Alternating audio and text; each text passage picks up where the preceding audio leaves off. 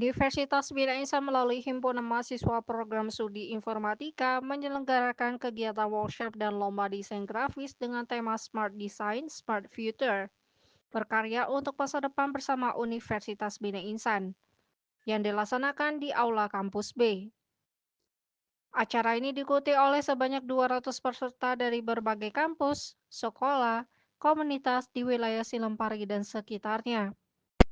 Kegiatan ini dibuka resmi oleh Rektor Universitas Bina Insan Kota Lubuk Linggau yang menekankan pentingnya desain visual dalam era informasi digital. Selain workshop, acara juga dirangkai dengan presentasi karya dari 10 finalis terbaik lomba desain grafis tingkat pelajar, serta penyerahan medali dan penghargaan kepada para pemenang.